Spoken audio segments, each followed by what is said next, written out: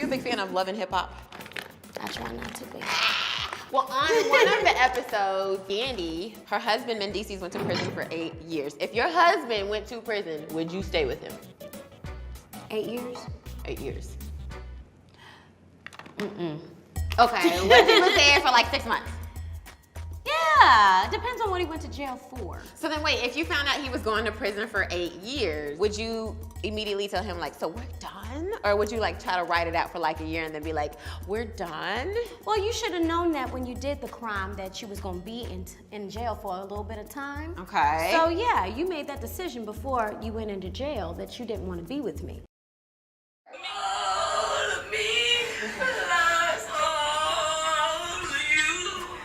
Did you hear yourself?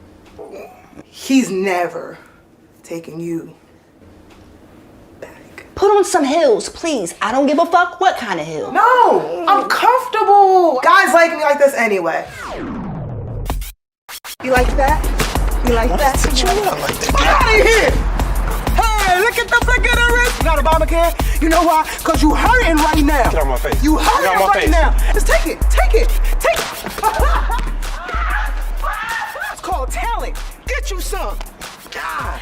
Nah, but for real though, when you gonna let me get that one-on-one rematch? Naked. Oops. I thought you liked chicks. I would never date you. Your dick probably bigger than mine. When's the last time you shaved your armpits? Ugh! Give me my ball back. Fine.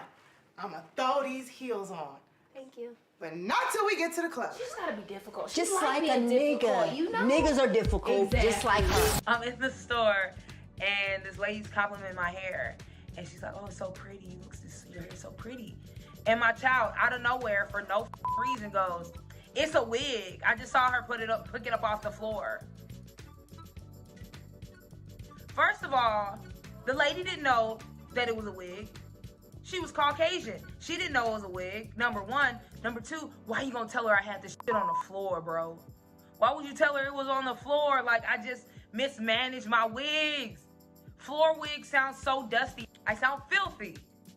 Thank you, child. I don't know what to do. Well, first of all, you gotta have them titties out. You know I'm a tittyologist, and every great selfie. I feel so Push them together. uncomfortable.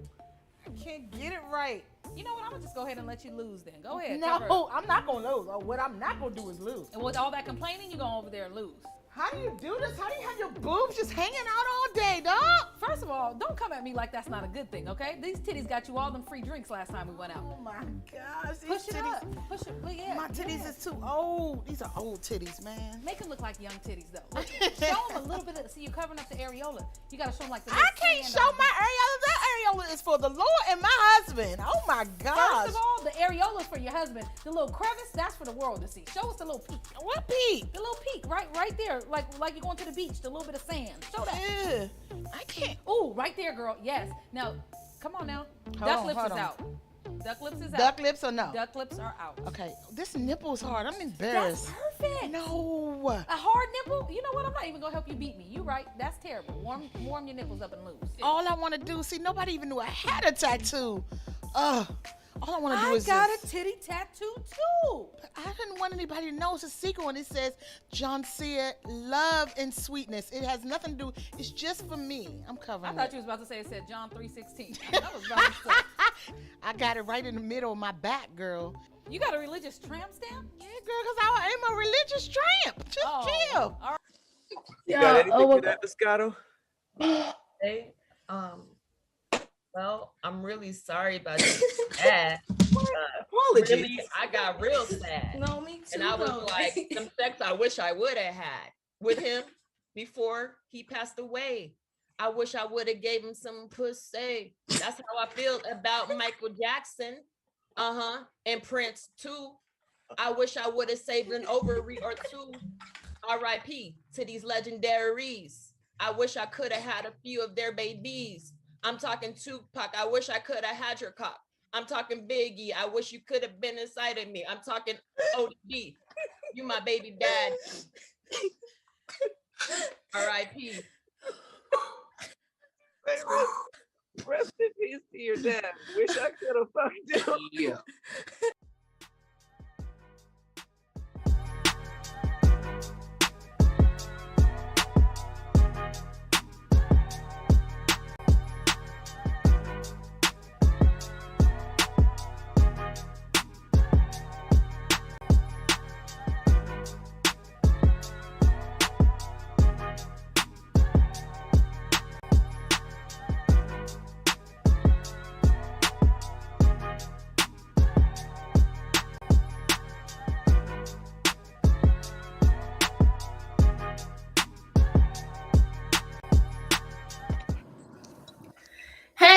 What's up, everybody? Welcome to the live stream launch party for All Deaf Women. We here.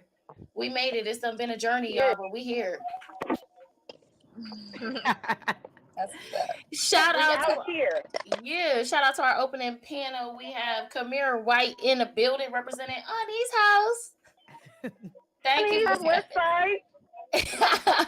We got Jackie Fabulous in the building. We have hey, the lovely Tahiri.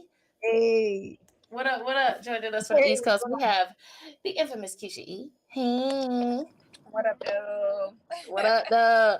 And we have Miss Game Queen representing for the All Deaf Gaming channel and the Arcade Queens. Hey. Hey, thank you. Y'all, so, I mean, let's talk about it. Women finally have a channel and a platform to kind of get some stuff done. I'm excited. This is awesome. Look at y'all. Yeah, it's about time, Northwest. It's needed. I've watched enough men on the other All Deaf. I'm tired of them. Thanks. And we've all been doing stuff on all the different All Deaf channels, and it's good to see it finally come to fruition. And I want to say shout out to Kamira. You know, she was very instrumental in getting this done too. She was one of the first people who was like, why y'all got an All Deaf Women channel? And I was asking, like, yeah, why we don't? And they was like, yeah, Meg's like, I've been trying. I'm like, well, let's try together. Like, it's been a year-long struggle of trying to get this going. So we've been fighting for it. Wow. It's finally here. Yeah. Everything else about this. Yeah, they literally have All Deaf everything else. Like, finally. Some guys I've already seen be like, why we don't have a men's channel? Why we don't have this? And I didn't feel like we had to explain why women really need their own channel, but if we could just go into some stories that we all have of like what it's like being a woman in this industry and when it really hits you, the differences, because it's hard enough to be in this industry and succeed, let alone to have a vagina. So would anybody like to tell a specific story where it hits you like, damn, this is harder being a woman? You know, when I tour, I remember one club I did recently when the weekend is over of doing the run, you go to the office to get your check. And I went to one club I did. I went to the office and they have the calendar on the wall the whole year.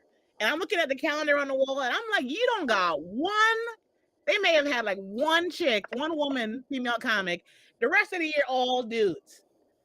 And I was ready to fight. I'm not gonna get my check. This is probably not the time. But I was like, dude, any other women headliners, I could give you a page of at least 10 that I know, or openers, anything. So that's something that I'm not sure if it's a good thing that I do it all the time. I'll make comments on Instagram when a club posts who's gonna be there in the next weekend or two. I'm like, hey, a woman, y'all want to try and find one? And sometimes they block me, and sometimes they're like, all right, you want to come down? I'm like, yes, I want to come down. So it's about.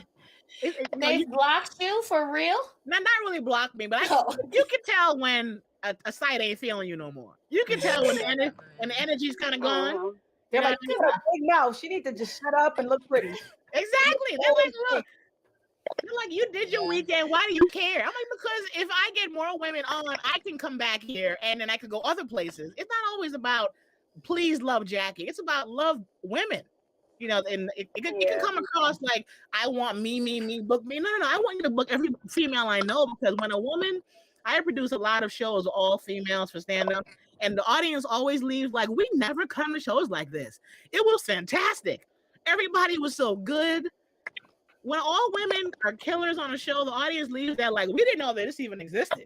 It's super empowering. I think it's something that every time you sit in front of like just a group of women, I think that in general people aren't surprised. I think that we have to often just remind them that, you know, we're capable, that we're strong, that actually the world, you know, the world needs us. Like, we are the world.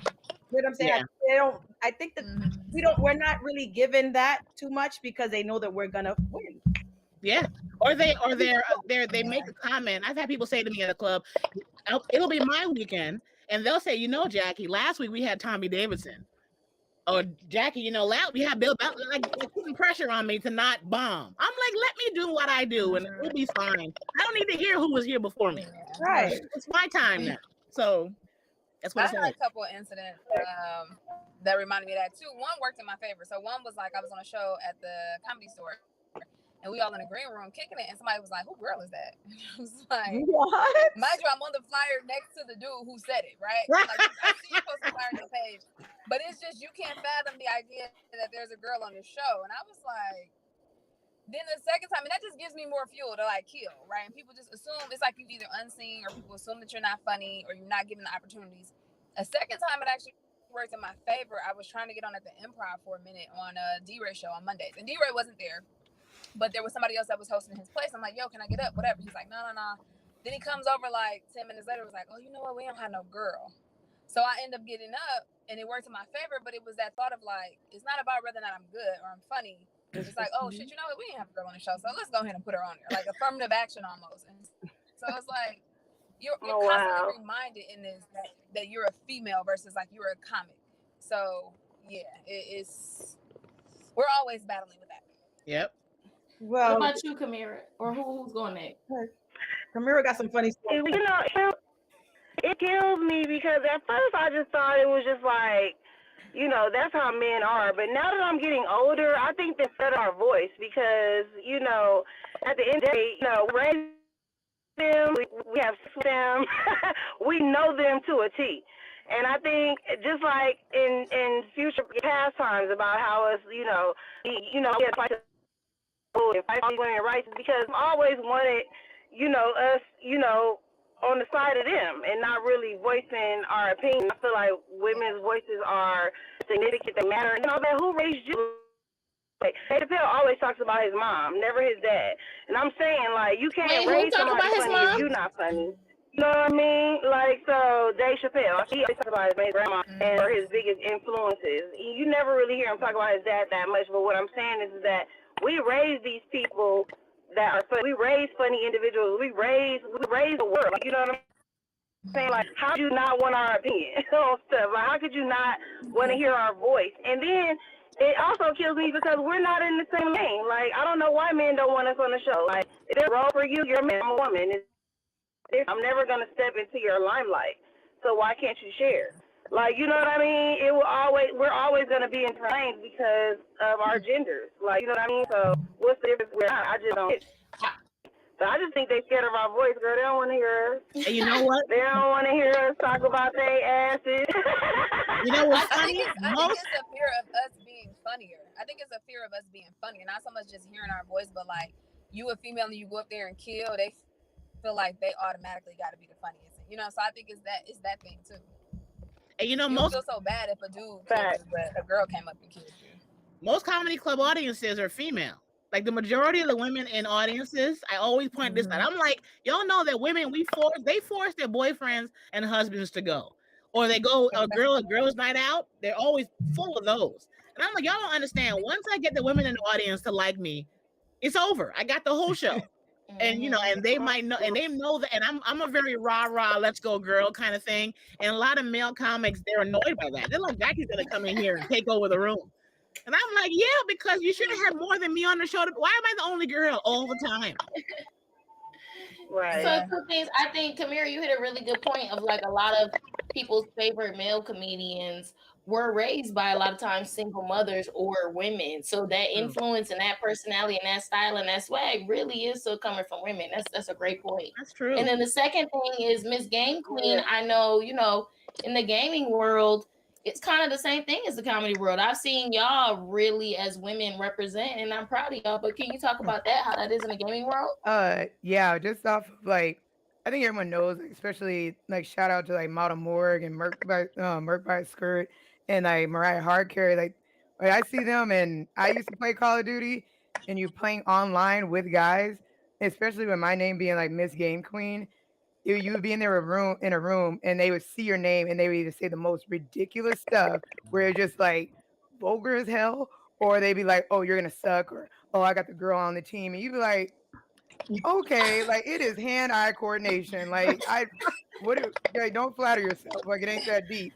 And it's just like, and it's very toxic. Like if you can't handle that already, you already just like, I don't even want to play. Like I don't even want to take the energy to try to learn, because just hearing that distracts you from even being good. And that really sucks, because it's just like there probably are like so many other really good female gamers, but that energy just they can't handle. So but outside of that, like it was so cool when we did the Arcade Queens thing, because it just started with just like Sly, and then Max got on, and I was like, hey, like let's do a girls kind of slumber party stream just for fun. And then it was like it turned into what it did was the Arcade Queens was like, oh, you guys need a name. It just like you'll be like the female version of the arcade tokens. And it was cool, but I was like, hey, it was all neat, but I was like, y'all got to be ready, because instead of being initially really happy, I was already ready for the hit. Where people like, we don't want to see them, or where the guy, and we did get those comments, obviously, and just like it sucked, because like, damn, you didn't even give it a chance though. Like, we're not trying to be them. We're just giving you our version of female gamers, just and it's honestly beyond warmed my heart to see like how positive people have been over those few little haters. It was like, oh, let's see the queens do this, or the rest of the arcade, what is it?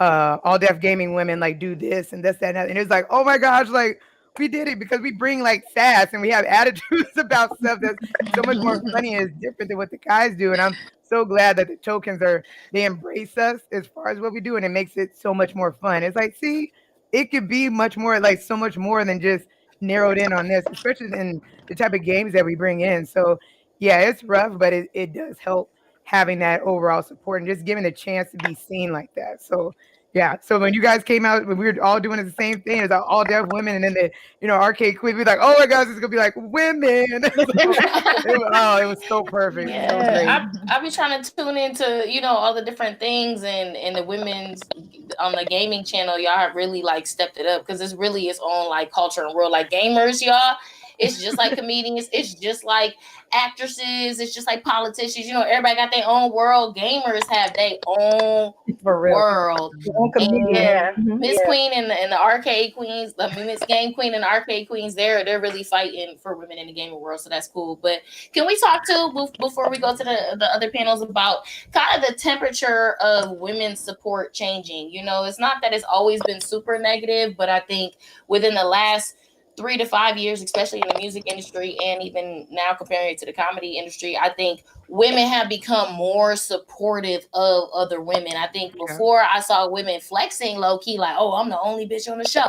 I'm the only bitch in the room. And now I feel like the real flex is how many other women could you bring with you? Yep. And have y'all seen that temperature change? Have you had a change in your own heart? Let's talk about it. I feel like I see it for sure. Well, I sometimes I used to. I'll be like, I feel like I for sure see it. I think before it was a thing of like, we were made to think it can only be one. So then you felt like a person has to be your competition. And now it's like, nah. And we see how whack that idea is. And so it's like, no, I want a show full of ladies, or I want to bring other ladies on, or open a door for other women.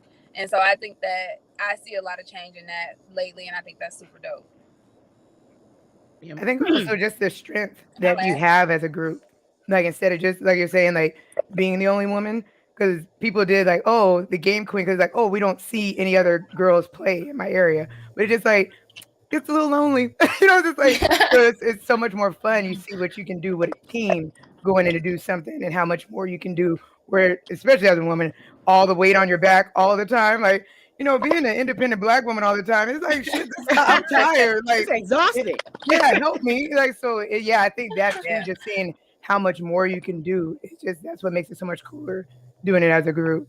It feels very powerful. Like I shot something recently in LA, and the producer's like, this is all female production. Everyone and every part of the show was a woman, and they were like, and I'm like, that's why I'm so happy. Like, it feels so, and I feel empowered by being surrounded by women who help each other, and I think it's different now because. Now the culture is where men don't even really hit on us anymore because they're all afraid of catching the case. So like now we're one of the boys. So now it doesn't feel so much like boy, girl. Now it's like we're all together doing this. And when women are involved, treat us all like we are deserving to be here. I think it feels powerful, and there's a shift everywhere, all over Hollywood, movies, music, stand up, online gaming. It's a complete shift, and I do see and hear a lot of men. I can tell when they're annoyed by it. Even my good male friends, low key, a lot of them are like, "This is a lot of female stuff. This is a lot. This is a lot." You know what? For decades, they've been in charge. Now they're like, "We're not running it anymore." I'm like, "No, I'm sorry. I know you're used to it, but you have to, the world is different now. You have to change with it." Yeah, that's a fact. Well, I've always loved boss women. I love women I can learn from. I mean, like, I'm a girl's girl. Like, you know, like I love my dude, but I'm a girl's girl. Like, if a girl call my phone, I'm probably gonna know what she gotta say. Just nice of the thing. Like, you know what I'm saying? So, like, it's always been like that. But I've always liked to be around women I can learn from. I've always liked to, like, my mom was like the CEO of like her company. I watched her be a boss my whole life. You know what I mean? Like, so it's just like that. It's empowering. You used to walk out the house with suits on and shit, and you had to go like damn near with a briefcase. So there's always women like that, and I love learning from women. Like, even with the gaming show, I was like, oh my God, she could teach me how to whoop these niggas' ass and Call of Duty. I was turned up. Like, you know what I'm saying? They playing the game, you want to get him, but you don't know how to play, but you like man though, you know what I'm saying? Like, but it's just like I like stuff like that. Like, you know what I mean? I know I'm beautiful women. You know what I'm saying? Let's never been to you. Everybody's individual. You know, you should never be jealous of another woman because we're all different. We're all beautiful. And we all bring individual things to the table, and we all do need to stick together. So especially when if I try to look cute, I'm really doing it for me and for the girls that I'm around. I'm not really doing it for dudes. I'm like, ooh, Keisha gonna love this hair beret I got. I do it for my female friends. Okay, the compliments from y'all mean way more to me than any man's compliment. If I walk in the room and you're like, you are doing it, I was like, I am doing it. It means a lot. What about you, Tahiri? Have you kind of felt a temperature change of women being more supportive of other women within the last couple of years? I have, but then you know, like in what I've experienced in the past is that everybody preaches that women empowerment, but not everybody practices it. It just seems to look good. It seems to you post something, it seems to be, oh, you know, we're all, but then you meet them and they're the opposite. So I just started to worry less about like them and like be part of the change. So I remember like walking into a Target and running into another female who's been in the game long, like I have, about 10, 12 years. And we've been together in different places, but never said anything to one another. Like, we'll be on a same flight, I'll walk out, she'll walk out, or we'll be at a club and I'm hosting or she's hosting, and we'll just, you know, we'll see each other again, you know, on the other side of the room, but never really engaged with not even the small, not even the hello. So I remember just saying, you know, I love empowering other women. I am all pro female everything. I love this that's happening. I love the way things are changing. So I have to be part of this change and worry less about what everybody else is doing. So I remember walking by her and then just busting a U and saying, excuse me, I'm high, Tahiri. And no, that's good, Tahiri. That's good. She knew, but that's good. That's good. She knew. She knew who you was. I didn't have to say that because although she knew, she didn't really know me. She knew of me. She doesn't know. So I extended my hand. I shook her hand. I introduced myself. I said, I know you know me. I know you. We don't know each other, but you know, I want to start this off all over again. You know, we've been in the same rooms. We know some of the same people. And I just want to let you know that I see you. Yeah. You know, And you know, to speak to that, I do think it's like it is going to be an adjustment period of all of us because, you know, we are so used to it being 1 to 2 in a room at a time. And I think it's like queens have to respect other queens. And it's not like, oh, I bow down, your grace. But it is like you have to respect. And I think men have had more time to when kings walk in other, you know, and they still be beefing too. It's not just women. Kings be fighting too all the time. But you know, it's like when another queen walks in the room, there is a certain amount of respect that you each demand, and sometimes you do have to be like, "Hello, hi," you know. That was you had to, you know, what's up, hi, because I could have walked on my crown like, bitch, I don't care, you know. I don't know you. We talked for about 40 minutes, and then now it's just like now we DM each other, we text each other. If she has anything on sale, like we support each other. Now we've become this whole like now, but I had to break the ice, and I had to start with changing my ways as well. Yeah. So I just love this shift and everything that's happening, and even men themselves respecting us when we work in those working environments, or men of power. You know what I'm saying? They can no longer make us feel uncomfortable. So we're speaking up, and I think it's very important. I'm just happy to see the shift. You know, an example of something. I was a little over a year ago, before Punky Johnson got on SNL. She and I did something in Vegas, and there was an award show the same night of this. And so there were women in the casino walking around in full-blown gowns everywhere. But they looked kind of, they weren't happy. They were just walking around, you know, the dress is tight, the shoes hurt. So me and Punky walked around the casino, and we gave a shout out to every woman we saw who was decked out in a gown. When I tell you, some of these girls wanted to cry, because we stalked them. We were like, girl, you are doing it in that strapless. We made a scene. And we did it for like 27 women, because they were all walking around, and we made such an impact, because these women were so surprised that these two strangers would stop them to be like, be like, the shoes, girl, look at your hair. We gave her all the Grammy rundown, and we made so many girls smile, because nobody was giving them a compliment. Nobody. I'm like, you got on a gown, bitch. Somebody got to acknowledge that you got on a gown. Well, thank you guys. Thank you guys for joining our opening panel and getting this live stream started. Do you guys have anything, left to say to the people who are watching? Make sure, if you are watching, to the people, that you actually subscribe to the women's channel, because that's where it starts. We need the views, we need the likes, so we can get the budgets. Let's go, y'all. YouTube.com/alldevwomen. It starts with you. So go ahead. Subscribe, y'all. Yeah. Every subscriber counts, y'all. So please, YouTube.com/alldevwomen. Subscribe, support us. The more numbers we get, the more numbers we can get. Amen. Amen. Won't he do it? Won't he do it? Girl. Do you have anything to say before we go ahead and get the next panel rocking? Oh no! Bye, Thank you ladies. guys so much for having me on. I Queens. appreciate it. Bye, Thank you, guys. I don't know where my video went. I'm like, Kamira and Keisha, y'all get home safe in the cars. I'm like, I don't know where my video went, but I'm still here. I just want to say, make sure y'all pour into the next generation of young girls. So whether it be your niece, your daughter, your friend, whether it be, a complete stranger, I just feel like that's super important to start that confidence in them while they're young, and let them know that they can do anything and be anything. And even with them being supportive of their, young female friends, and it's so much on social media, I feel like that gets into people's heads. So I just think that pour into this young generation of women who are going to be our next leaders. Yes, because they get all that anxiety and social anxiety and Right. likes. Yes, you ain't lying. Thank you, Keisha. Thank you. You have a great one. Thank you, Miss Dame Queen. See ya. All right, y'all. We're gonna go ahead and get in to some shout out from all the All Deaf talent, and then we're gonna be right back with another panel. Hey, what's up, y'all? This is CP, and I want to give a huge shout out to All Deaf Women.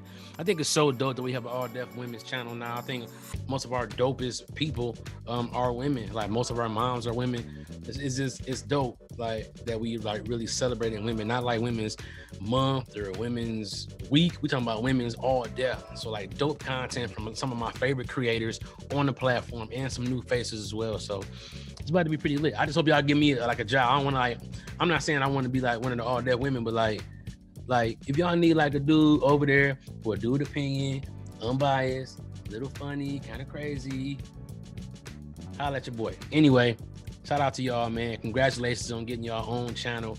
Y'all finna blow up. You know what I'm saying? We finna be, have an all deaf women's conference. We finna be all up in there. You know what I'm saying? And it smells good over here. It smells good, all deaf women. It does. It smells good. It smells good. Yo, damn Big Baby Brand here, representing All Deaf Cannabis. I want to give a shout out to all deaf women.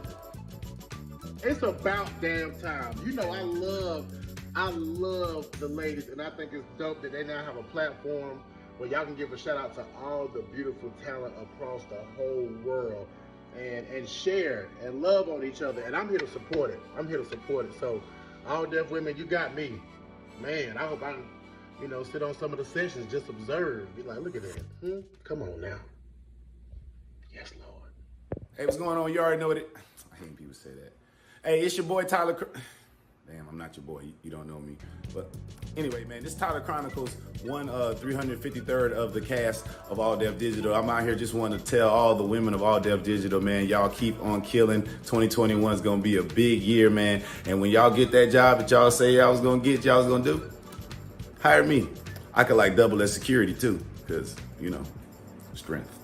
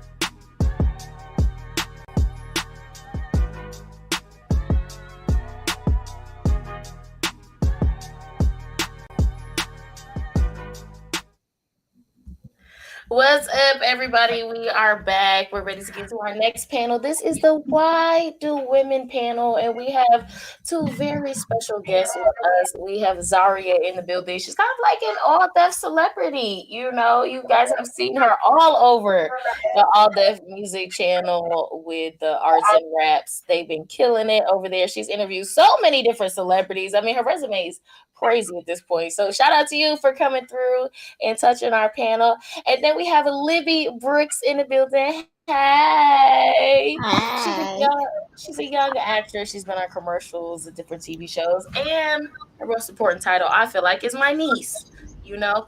So we can't put that on her resume technically, but it's important. You know, hi, honey. Hi. Hi. And then we have two hilarious women in the building. We have comedian Ty Davis. What's up? What's up? Hey, y'all. Hey. And we have Josiah. Hey. Hey, y'all. I'm like, are you on the leg, Josiah? What's up? All right, y'all. So we have Am I don't know. Let me hear you. What's up? Mic check. What's up? Oh, there we go. Black Rose. Hey, y'all. Hey, I'm not on the lag, am I? Everybody looks so beautiful. You too. I like the braids. You ready for this icy girl summer? Listen, you know when you go on vacation, which I needed so bad, and I went to Puerto Rico, the braids is the way to go. And after paying $200, these things is gonna stay on for like 2 months. You know? At this point. All right, y'all. So we Josiah, it looks like she left the call. Kadeem will add her back in. Shout out to Kadeem for running our boards as always tonight. And so yeah, so we're gonna go ahead and get into this Why Do Women panel. We have our two young hosts in the building ready to ask you guys some questions. So we'll start with Zaria. What's your first question? Okay, so I've been thinking a lot about this, and I really wanted to know, why do women become stand-up comedians? Who's gonna go first? Should I go first? Right, I'm All right. speaking. Might as well.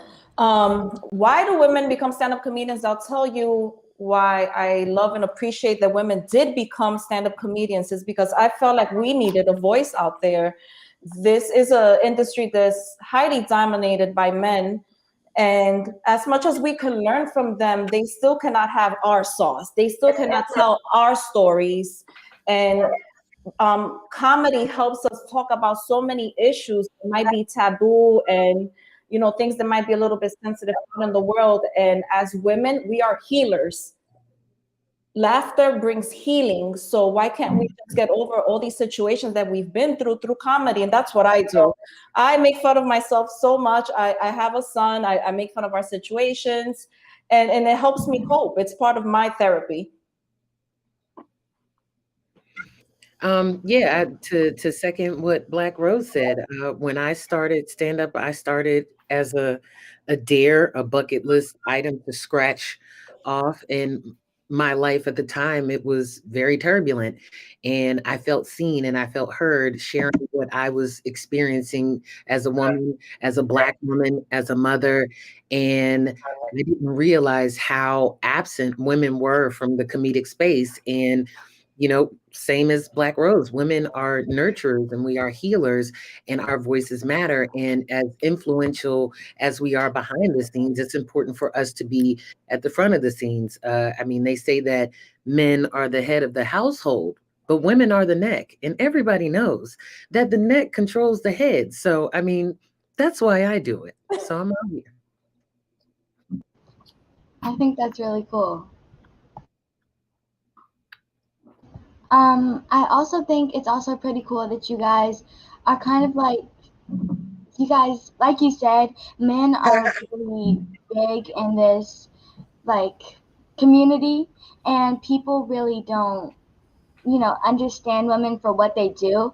And some people do appreciate women, but I think there goes into a lot more for being a woman and having to do all the stuff that it takes to take care of people, still be able to live your dream, still be able to just do everything. So I think that's really cool and inspiring that you guys are stand-up comedians, because there's not a lot of women out there that do that.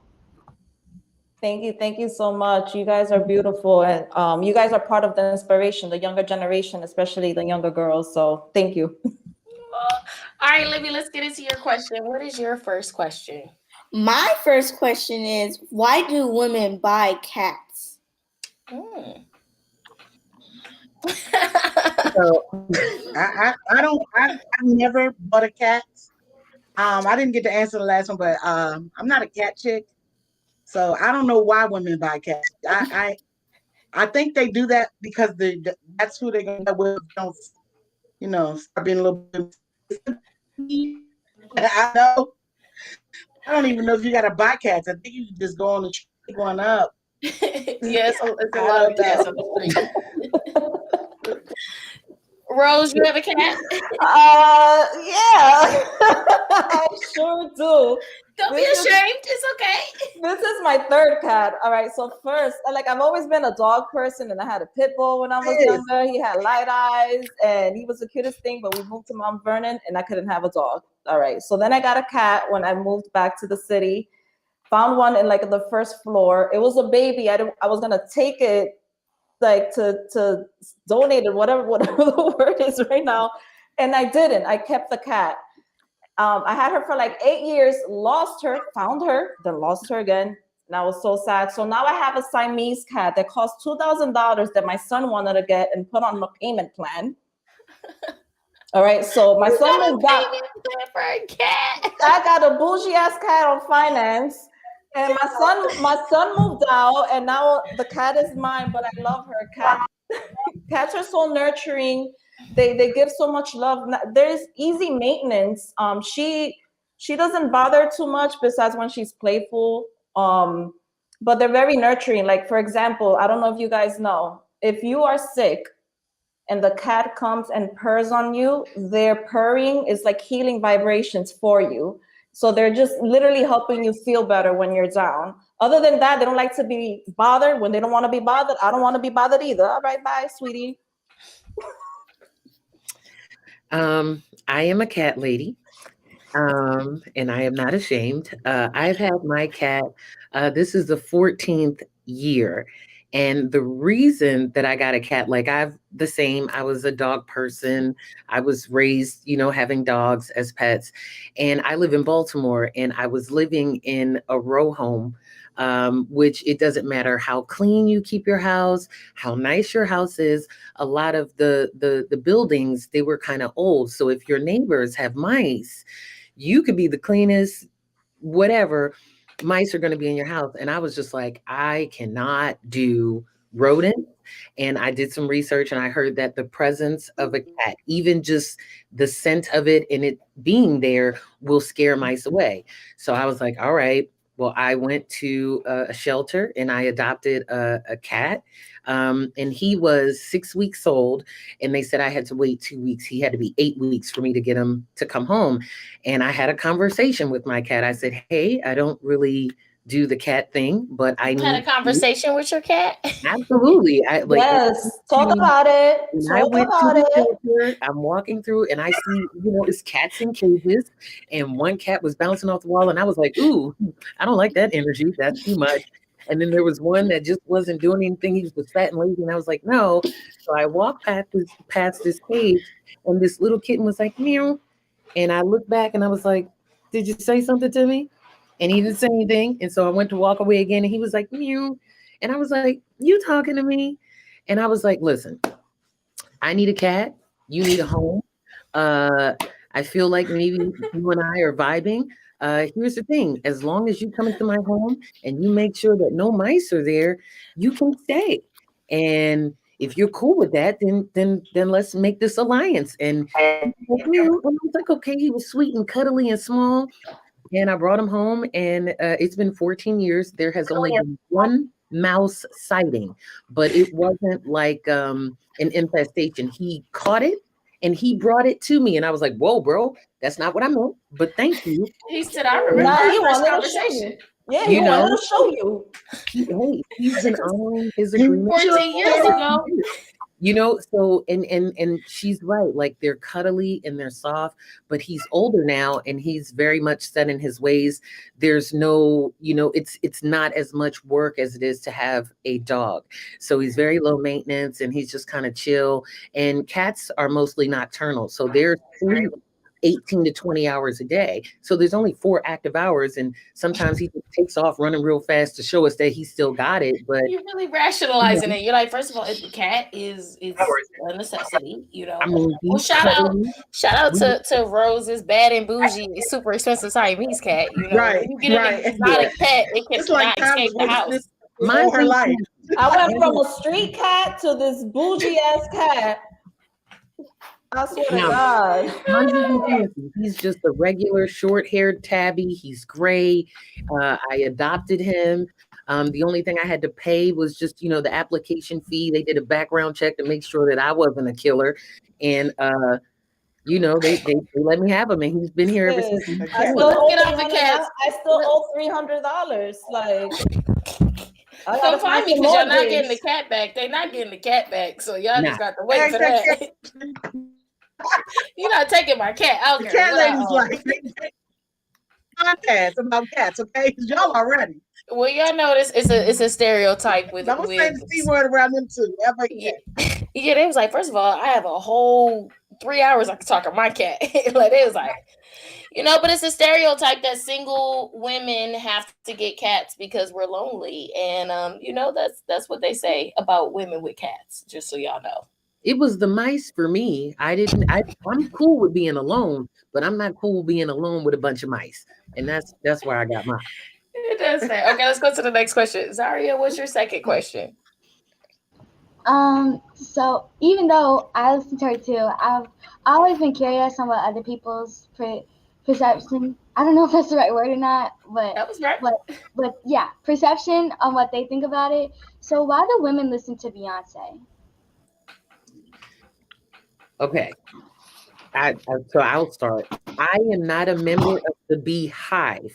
However, I think she's a great performer. I love her voice. I mean, she just stands for like empowerment. You know what I mean? Like women empowerment. If it were a person, it would be her. And she has a beautiful voice. She's amazing. She added motherhood into her realm of amazing things that she does. And I listen to her because I love her voice. And I love that her music now is laced with messages. Like her last album, if you listened and watched her last album and didn't feel inspired, you're dead inside. So I just think that she's an amazing person, and she just stands for what a strong, dominant woman looks like. She's very much like Michael Jackson and Tina Turner. She's the ultimate performer, and she has lasted through generations of musical history, and she's gonna be that for many, many more generations. So that's why I listen to her. I think she's dope. What about you, John Cia? You listen to Beyonce, John Cia? Is she here? I personally, this is how I rate Beyonce. God, my mother, Beyonce. No lie, y'all. Whenever I don't want to do something, I am literally like, what would Beyonce do right now, John Cia? Like, would Beyonce finish this script? Stop being lazy. It works so hard. She's true.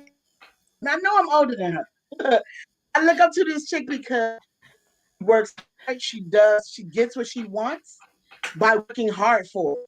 You know, I truly admire. I just love her, and I've never heard a Beyonce song that I did not love or I could not relate to.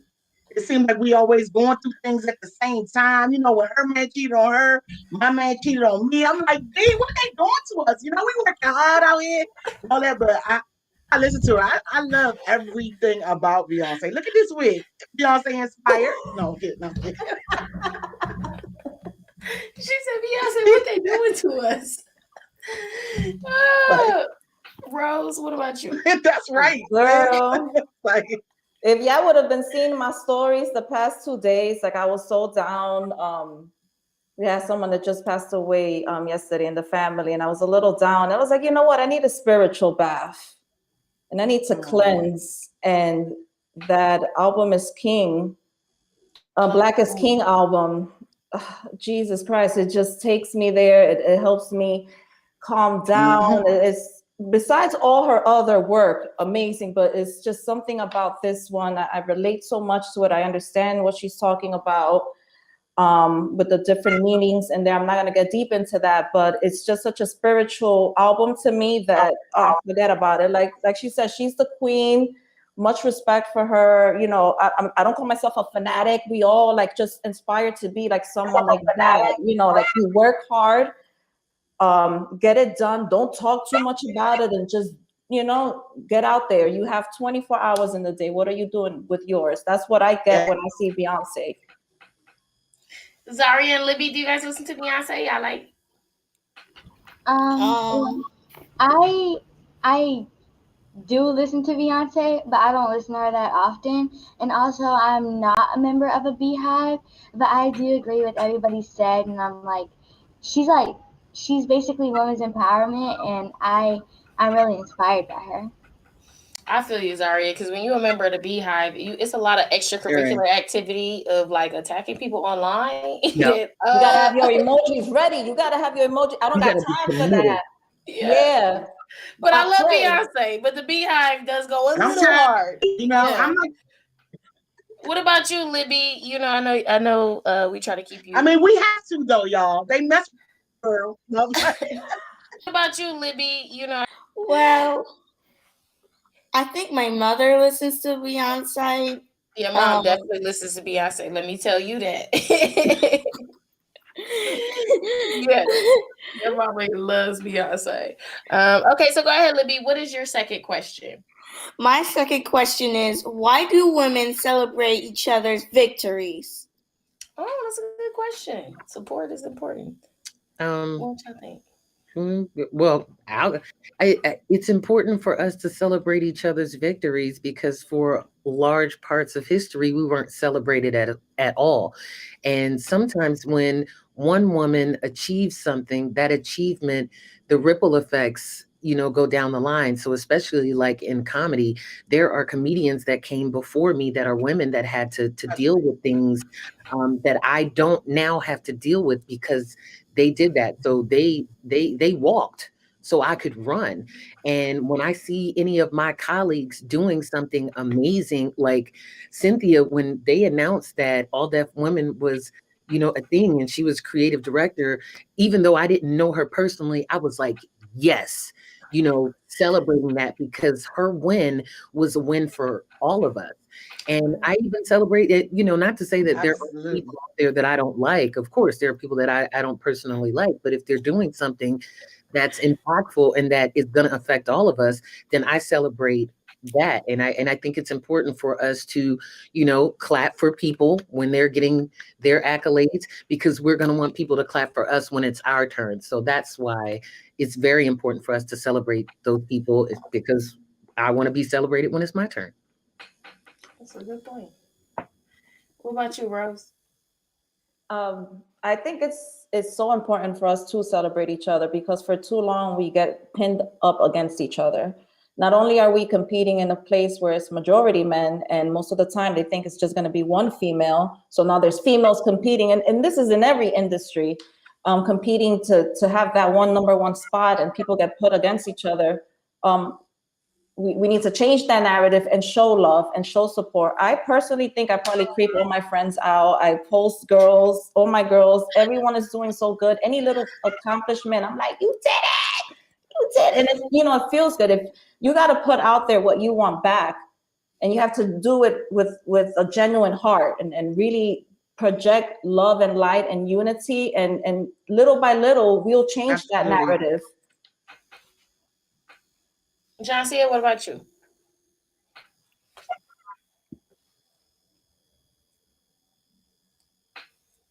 I have always celebrated women. I was the baby of 6.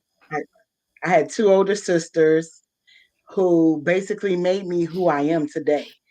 Told me I could be anything, told me I could do anything.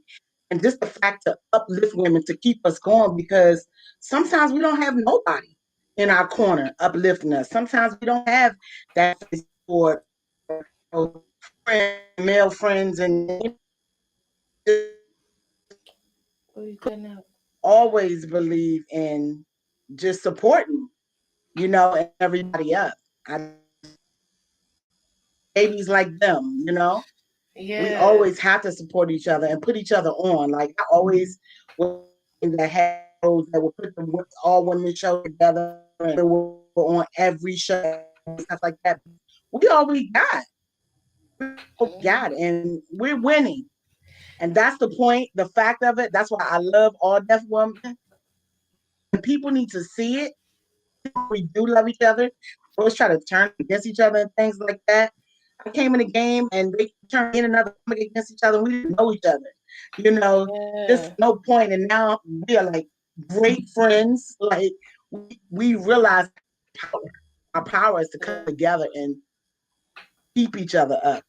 Amen. Yes, come together. Shout out to the coming together. And Zaria and Libby, you guys are definitely the next generation of it. But how do you guys feel when you see your friends doing good things, or your friends doing good and stuff? Do you feel excited? Yeah. Like, I remember my friend Audrey. We used to have like this math camp because she was struggling and I was struggling. So we would like do some fun tasks, and there's like this, my grandmother used to teach me and my friend Audrey, and there's like all of these math cards on the floor, right? So then we had to figure them out. Then Audrey, she got the most. So then I'm like, oh, good job, good for you. There you go. See, and if we kept that same energy throughout, it's when we little and your friend get the math cards more than you, you'd be like, good job. But when you get older and your friend gets something, people sometimes find it to be harder. And when you rise above that and really see the bigger picture of like, your wins are my wins are your wins. Like, magic happens. But it starts with the math cards. So what about you, Zaria? I definitely agree with everything you guys said. One thing about me is that I am very competitive. I don't know whether it's a good thing or a bad thing. It's a good thing. It's a good thing. But like, I'm very competitive. Even when my school like plays Kahoot, I am very competitive. Like, I'm gonna do it, and I'm gonna do it faster than everybody else. But I feel like as more as I've gotten older, I've come to realize that there are some things that aren't important enough for us to be jealous about. Like, if I'm like mad that I didn't get first place on a Kahoot, that's fine. But when it comes to things like women empowerment, and if one girl got another audition instead of me, even though I didn't get it, like you said, it's a win for her and it's a win for me, because that takes another step for all women to like, you know, get more auditions and stuff like that. And I think it's just really just treat people how you want to be treated also, because like I love supporting my friends, and I always support my friends on anything they do. So I think it's more of treat people how you want to be treated, and the same thing will come back to you. More of like good karma. Amen. So Amen. Good energy. Good energy. Put it out there. Trust. The universe listens. Good energy will always come back to you. Shout out to the next generation. Do you guys have any last things to say? Because this is the future of women right here. These are the next generations of creators in the entertainment industry. Do you guys have any last tips before we head on to the next panel? I do. Things are definitely different, and they're changing now. And there are certain stigmas and stereotypes that are associated with you. One, because you're a woman, and two, because you're a brown woman. And don't ever let anyone try to make you feel small or try to make you compromise or tear at the foundation of who you are. Be seen, be heard, take up space. You are supposed to be here. You are royalty, you are regal, and you reign in that right. Even if people try to make you feel bad for being as great as you are, you continue to be that. Yes, that was amazing. And to add on to what she said, try to block any type of noise that will try to come in and make you doubt yourself. Take time to always look within, look in the mirror, say those affirmations that you know you could do it, and write things down. Any and every single idea, as little as you think it might be, write it down, because you never know, in a few years, that's something that's going to be bigger. Everything that you're going to go through life right now, whether you sing, act, do comedy, at the end, it might be for this other bigger thing that you don't even know yet. So believe in everything you do. You could do it all. Amen. Shout out to that. Thank you, Zaria. Thank you, Libby Brooks. We are so excited for your guys' future. You know, you're a part of the All Deaf family in our hearts, and we want to be your big sisters and always be here for you and look out for you, because your futures are bright and you're amazing and we love you. So thank you for coming and joining us today. Y'all have anything to say to the viewers? No, not really. Just bye. Be y'all. confident. Be confident. Yes. Keep rocking. All right, y'all, we're gonna go ahead and get into some more shout outs from the All Deaf talent, and then we have the touch up panel coming through. We got Meg Scoop, Lulu Gonzalez, Redhead Heidi, John A. Thompson. We got a lot of more dope female entertainers and comedians stepping in, so stay tuned. What's up, y'all? All Deaf is dropping a new woman's channel. Make sure y'all support. We got some really talented, dope females who are just funny, man. Support it, make it grow, and if I owe you something, you can get it from God. Congratulations, All Deaf women, and happy launch day. Shout out to Cynthia Lucier for putting all of this together. The pioneering women of All Deaf, from Meg Scoop to Precious Hall to Kanisha to John Cia to Denise Jones to Whitney Tabor. All of you were essential in being able to build and make All Deaf what it is. Even the women that are behind the scenes, like Kelly of All Deaf Music, and to even Mel up in branding, that's helping us always get the dopest brands to come mess with us. Y'all are the reason that All Deaf is what it is. and more. Shout out to the folks that are new that have came through in the women from the All Def Cannabis Squad, like Tokenhana, Roxy Hayes. Shout out to the Arcade Queens, Max the Slayer, Miss Game Queen, Sly Cooper, and to so many more in Latino and others to come. All Def Women will be one of the pillars of All Def, and I just cannot wait to see what y'all do with it. Congrats, take it easy. What's up, y'all? It's your man Brandon Brody, aka Brody the Joker, and I want to give a special shout out to the ladies of All Def. You did. All Def Women is coming to the platform, and we couldn't be more excited, man. We've been watching you guys rise and just kill it on All Def and just help us out in amazing ways for years, and now you are about to have your own official vertical, and I'm telling you, it's about to kill, it's about to murder, because y'all are going to slay. So thank you guys so much. Congratulations. Let's do it. Hey, Ron Taylor here. I want to give a huge shout out to the women of All Def on the launch of the new channel, All Def Women. There's absolutely nothing like the magic of a woman, and All Def has some of the most talented content creators on the planet, a lot of which happen to be women. So it is only fitting that a channel is created to spotlight those talents. I'm extremely excited to see what one of the things are to come, and I cannot wait. Congratulations, ladies. I want to say what's up to all the ladies of All Def Digital. Y'all make it go. Y'all make the channel go, man. We need y'all. All dope, beautiful, smart women that's working for the company, man. And y'all make it look nice. Without all the women, ADD would stand for just all dumb dudes. Like, it wouldn't be what it is. I love y'all so much, man. Shout out to every last one of the females and All Def Digital, man. I'm super proud. Super honored to even be able to work with such dope and talented women. I love y'all. We love y'all. And, man, y'all got a lot of work on y'all shoulders, man. So, good thing we got Meg. Hey, I just want to say a huge shout out to all the women of All Def Women. Cynthia Luciette, you're killing it. Proud of you. Yo, I'm here to support you guys. Whenever you need me, hit your boy up. I got your back. My name is Cedric J. Rogers. I am the co-founder and CEO of Culture Genesis. We own and operate All Def. I'm super excited to come to you today in launching All Def Women. This has been a long time coming, as women really do run All Def, from the producers, the editors, the talent. So we're excited again to bring this channel to the forefront, to bring all the interest of women. And this is a personal thing for me. As a young kid, my mother actually left her job to become an entrepreneur and also be able to take care of me as a kid. And I was able to grow up to see a strong Black woman in business. And so I think this is going to be a great channel for us to highlight women, all of their exploits, as well as in business.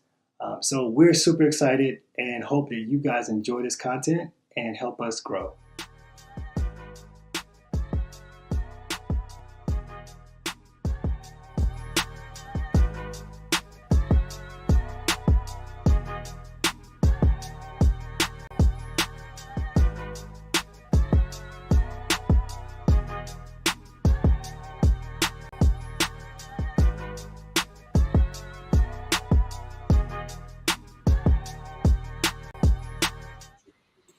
What's up, everybody? Welcome to the continuation of the All Def Women live stream launch party. You just saw our beautiful creative director, Cynthia Luciette, with Why Do Women panel and our lovely little sisters on there. And of course, she started off with another group of our beautiful ladies on All Def Women. But right now, it's time for the Touch Up panel. Okay, let me tell you about the Touch Up. It's one of the shows that I hosted, and it's actually on All Def Women now. But you can see the old episodes currently. And one thing about the Touch Up, people always want to know, especially men, what do women talk about when y'all go to the bathroom? Like, why are you so long? And to be honest, we can do anything from talk about guys, learn a new dance, share beauty secrets, fix our friend's wig, like trade shoes, whatever. There's a lot that goes down in a bathroom when we with our homegirls, right? So I brought a couple of my homegirls on. You see the one and only Jamie Riley. Thank you for coming, Jamie. Thank you, girl. I'm excited. Okay, Johnny Thompson, comedian extraordinaire. What's up, girl? Hey, y'all. Y'all look so gorgeous. Girl, that's you. You shining, you going. Of course, the real redhead Heidi. What's up, Heidi? Hey, it's so good to see everybody. Yes, and of course, Pocahontas. You've seen her on All Deaf Cannabis, and she also does a lot of stuff for all deaf women. What's up, girl? Ooh, what's up? Thank you for having me. Yes. Okay, so one thing that I want to ask y'all, does anybody have a story about like something that happened to them in the bathroom? Like they went to a club, they went to a bar, and like something happened? Because I'll tell you, I have met some of my really good friends in the bathroom at a like lab. Yep. I've always said that that's where women are the nicest. Yes. That's the nicest group of women is the bathroom and a club or someplace where everybody's having fun. Yeah, definitely. I know there's always somebody willing to like, I don't know how many times I've had somebody be like, oh girl, you got toilet tissue on your shoe. Or somebody that's just, or whatever. Like, hey, I got a tampon here, you know, something. Somebody's always willing to share. Perfume, all of that.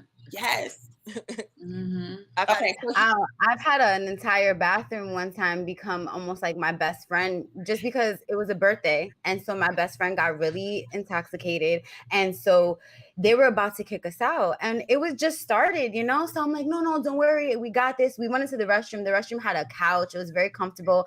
And so she sat there for a second. We got her water bottles. Little by little, everybody's like, why are you here? What's wrong? I'm like, it's my birthday, but she's sick. I don't want to leave her. It turned into a babysitting thing where everyone was watching my friend. Don't worry, I'm a nurse. Let me check her pulse. And they telling her, give me your wrist. And so she's like, okay. And everyone came together like a sisterhood and really held it down so that I can go back upstairs and enjoy at least a little bit of my birthday and then come back and get my friend. But she was fine. She was well taken care of the entire night. So that was fun. It definitely be like a mini hospital room sometimes. Tampon, scalpel. Yes. I definitely this is gonna come out wrong at first, but I definitely followed a girl to the bathroom when I was like on a date with a dude because I was like, oh, she look a little wobbly. And I'm like, is there a girl going after her? And I was like, hey, I gotta check on this girl real quick. Like, ain't no one came after her, and she needs some help. Right. You know, you gotta get them back to life. Everybody's been there. Everyone's been resuscitated in the bathroom. Well, maybe not you, Meg. You're a good. No, I be in there with taking selfies. Okay, I'm that girl that just be in there like, you know, because the lighting just be bomb sometimes. Okay? In the bathroom, sure I'm like, do. why is the lighting so good in here? Yeah. Unless you're like a rinky-dink bar, but other than that, it's like good lighting pictures, right? I'll start Everyone's talking giving to great women in the bathroom. See? Yep. Like I'll just but like I'm trying to get info on like the guys at the tables and stuff. I'm like, yeah, so girl, y'all have fun, right? Like, well, how's he like? Because you know his friend is like over here trying to, you know, like you get the scoop on the dudes. You get the real scoop because they're like, yeah, girl, no, he not even he date my sister, or you know, he does stuff, and you know, like it's just about you can have a real conversation in the bathroom and get to know real women in the bathroom. Yeah. Okay, so that I'm actually glad that you said that. Okay, so I have a question for y'all. If a man asks you out on a date, you guys get there, you're eating, everything's going good, the check comes, and he's like, "Oh, we gonna split it." What would you do? Never see him again. I live in LA, so that's just a date. That's what we just call a date. That's good. I just go in thinking like I'm lucky if I don't pay for his food too. Like this is and have to give him a ride home. This is LA. Oh my gosh. Oof. I'm itching Man, about it. you sound like you've had some nightmare dates. Yeah, I think I give a vibe that I can help take care of these men. It's Sugar mama. I don't know what the energy is. It's auntie, big sister, something, but I'm like, no. This is. I'm trying to be your woman. Right. Right. You know. Right. So I'm moving down south. If anybody, you know, I want to be treated like a real lady. Oh yeah, Southern hospitality. Yeah. I want it. I That's want to where it's at. experience that. Yeah. Oh yeah. Come on through. You know what? I would be like, I would pay for my food because I was always taught, make sure you always have your own money. Bring money. Okay? Yep. I'm never gonna show Yep. up. Even though if you ask me, you should pay. But if I'm gonna pay, cool, I'll pay my half. But guess what? You asked me to come on this date, and now we're splitting it, and you didn't even like inform. Like it wasn't like a hey, we're homies. So now you are going to be in the friend zone because we're So friends. now we are homies. We are homies. We're friends. Yeah. We can do this again. We're gonna split it again. We friends. Let me. What's your friend's name? What's your homeboy name? Let me talk to him. You know what I'm saying? Right. I It's a won't scouting forget. I session? went on a date. Oh, go ahead. No, I was just gonna say it's just like a scouting session. You're like, all right, since you've closed the chapter on you, tell me more about the other members. Yeah. What do your friends look like? No, I remember I went out to lunch. It was like me, him. We were talking, and then he decided to bring his friend, and I'm like, oh, that's kind of cute, you know. I'm meeting the friends, you know. So we're there. They're ordering like, you know, they're men, so they're like, yeah, we want to try this and this and this and drinking and all this stuff. The bill comes, and do you know we had to split it? I'm like evenly too. I'm like I didn't eat $100 worth of stuff. Wow. You guys ordered the whole Okay. menu. Yeah, but I mean, friend zoned after that. I'll tell you that. Yeah, we're friends. We're homies Yeah, now. I paid for your food too. I'm like, what? Yeah. I couldn't believe that. Yeah, no, I find it offensive. I mean, I wasn't asked to pay for a meal, but I remember one time I was asked to pay for a cab ride, and it wasn't my idea to get in the cab. Why do I have to pay for this cab? And we're in New York, so it's just a couple blocks, but I don't care. I don't want to pay for the meter. I don't care how much money it was. I was so offended. Yeah. Right. What's the point? What's the point? You know what? Let me switch gears for a little bit. Let's talk about makeup and makeup tips. I'll be honest, I'm not the best at makeup. Okay. I watch a lot of tutorials. It's got a long way to go. I got a long way to go. But I wanted to ask y'all, what are some of your like favorite makeup brands right now that you're using? Did you say makeup brands? It got a little. Oh yeah. Some of your favorite makeup brands that you're using. You know, I'm a MAC girl. I've been using MAC since I was a teen, and I do want to try the Fenty. You know, I just haven't quite transitioned yet, but definitely MAC is where it's at for me. You know. I like to experiment. I try different things. I ordered that foundation that's all over Instagram, the Il Maki something. Maquillage. There you go. Yeah, I like it. It's actually I'm not gonna. really, I like it. I think it goes really well. Go ahead. No, they got me too, girl. I was like, you know what? I've seen this ad for at least 10 months. Let Yo. me try it. And I finally tried it, and it's really good. I think their concealer is a little too lightweight for me. But I do love their makeup. But I will say a little fun fact is I'm actually certified as a makeup artist.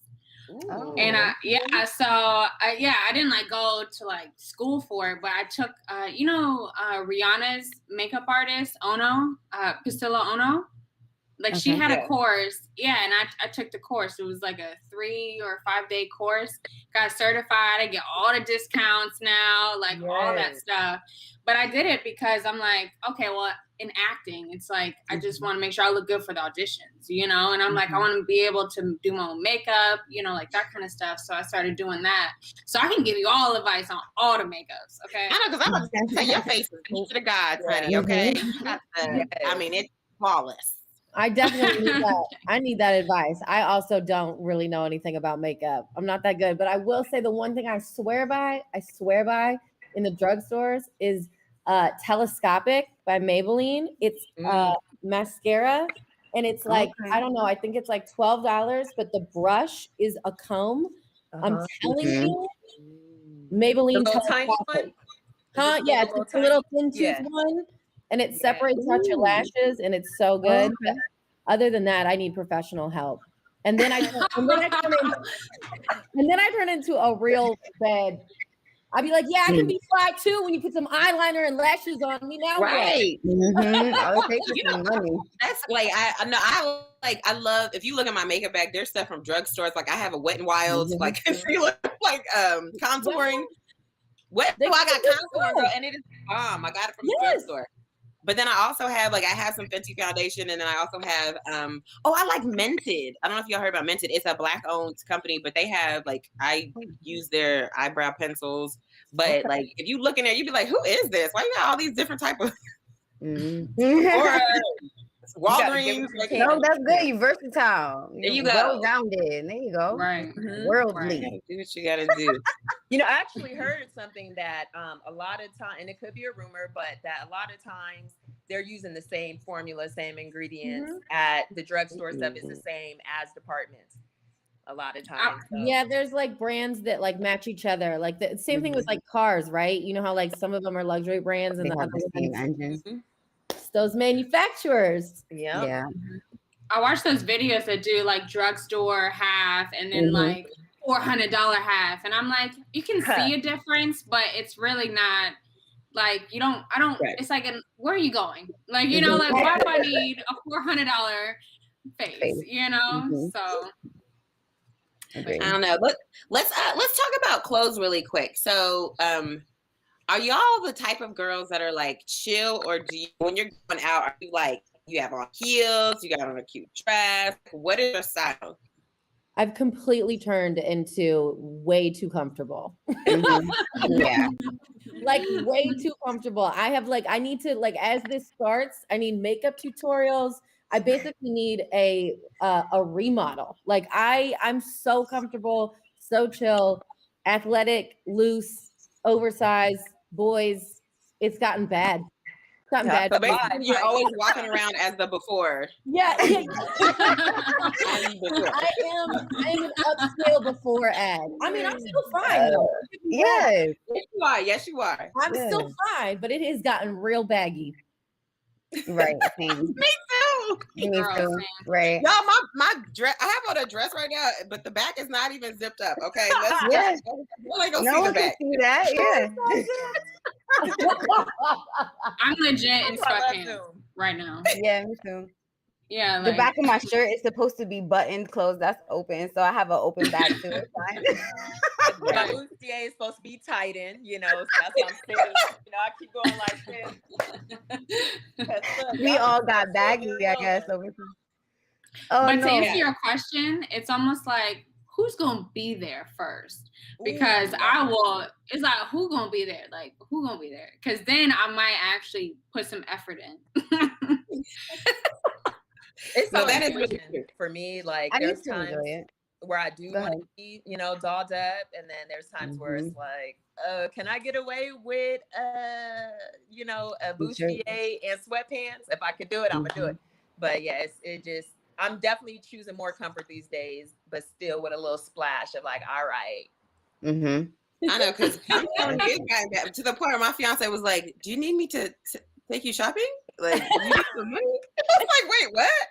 I was like, "What's wrong?" He was like, "I don't know. I mean, you got on these J's, but it ain't matching nothing you got. Like, it ain't even the cute way to wear the J's." Like, That is where I have got. It's just like baggy t-shirts.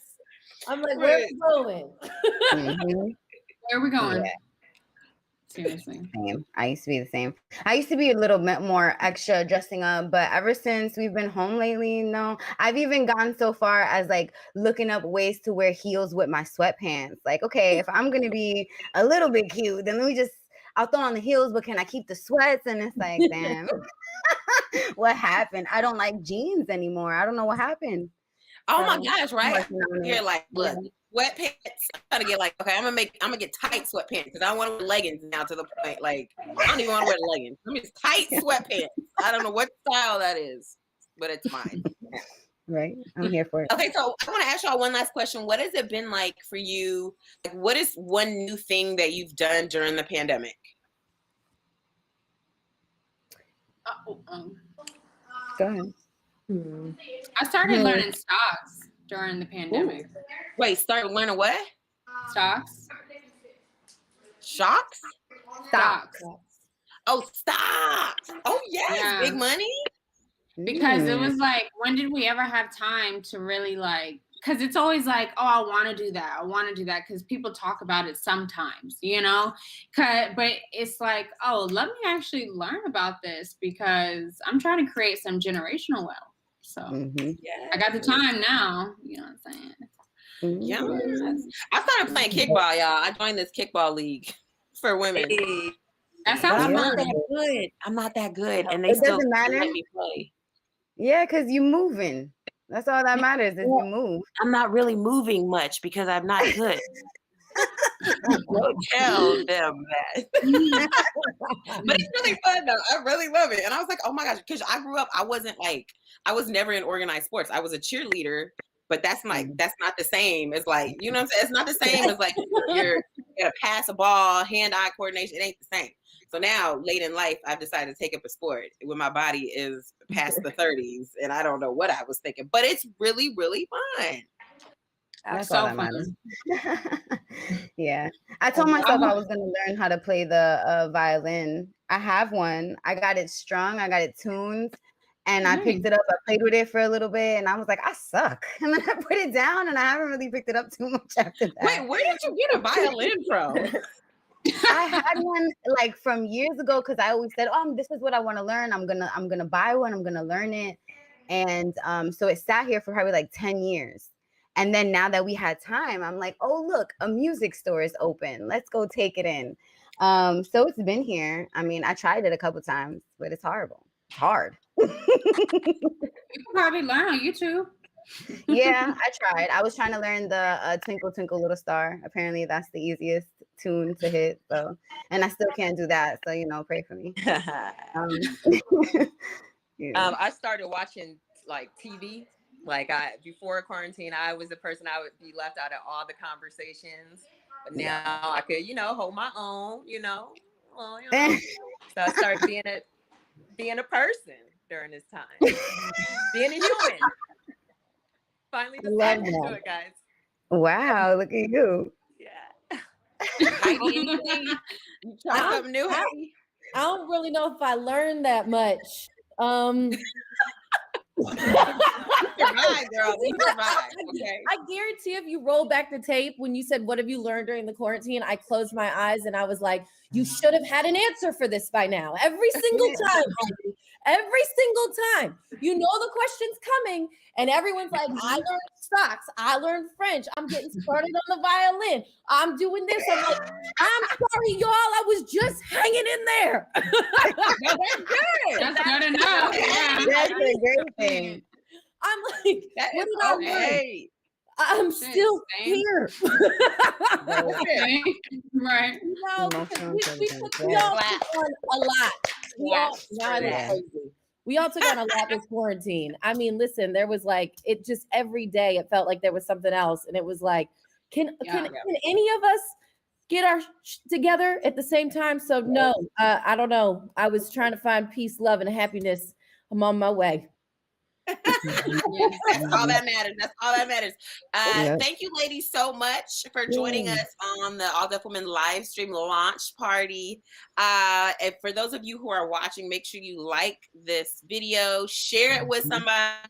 Make sure you subscribe to All Deaf Women as well, because we got a lot of great content. These beautiful ladies, you'll see their faces sprinkled throughout the channel as we put more content on All Deaf Women. So thank you so much, Heidi, Tokahanis, Janae, Jamie. Thank you so much. Now we're going to see a couple of the guys just congratulate us on All Deaf Women. And we have another panel right after this.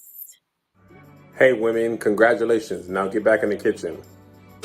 What up, y'all? It's your boy Kevin on stage. And listen, I want to congratulate all the women creators for the launch of All Deaf Women. You guys are supremely talented. All of the mothers I know are women. And so many of them are hilarious.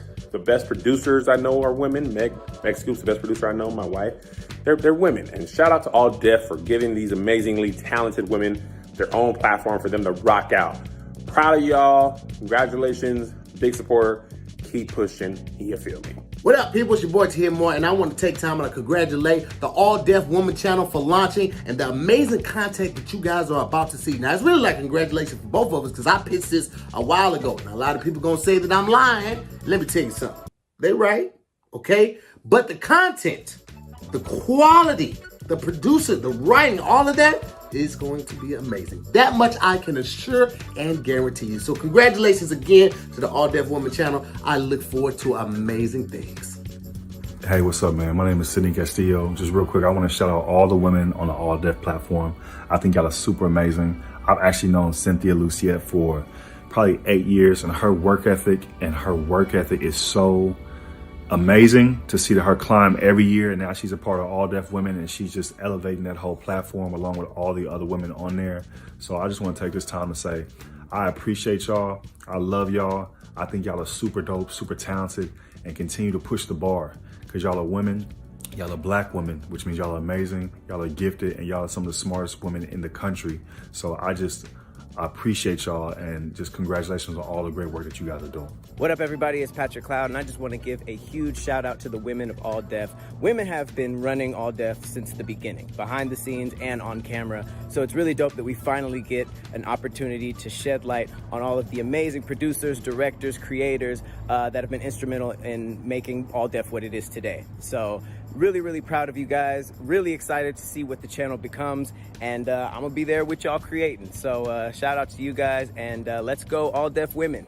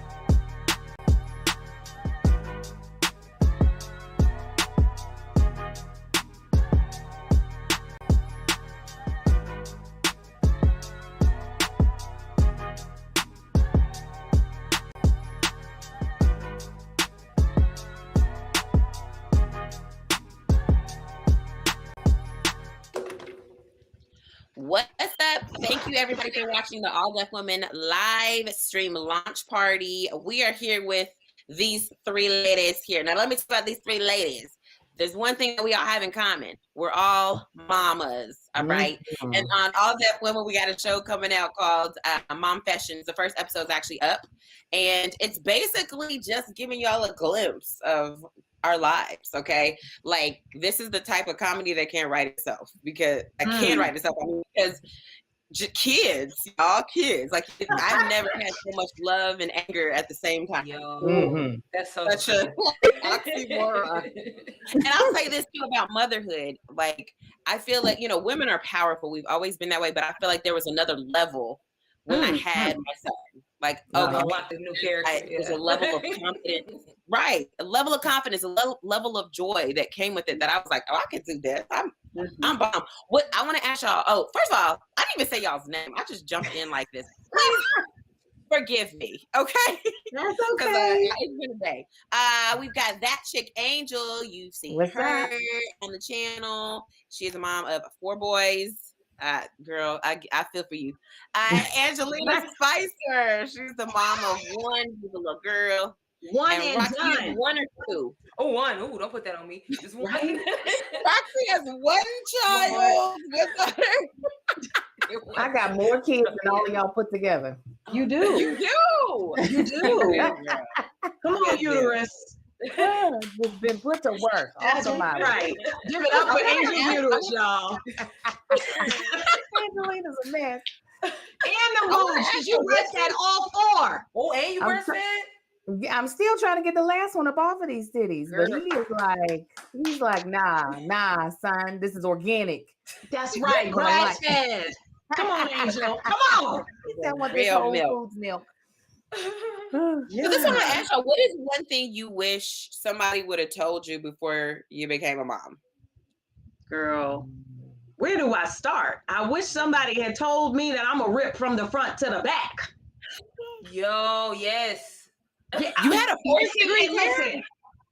You didn't tear, Roxy? No, I tore. That's why I'm like, I didn't tear. But I know. And Angel, wait a minute. Angel delivered 4 human beings, okay, out of her super uterus, and didn't tear one time. Didn't tear? No, I don't know what that life is about. I probably would have stopped after number one. Had he ripped open my It's coochie, amazing. I would have been That's like, I ain't doing this again. I ain't doing this. Wow. That's why you had 4 boys and we stopped at 1.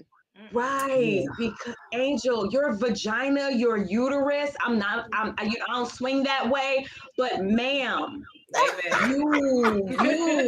you, yes. So I wish someone had told me that I could tear. That it was like I wouldn't be able to sit down or wipe my vagina because it would be so beat up.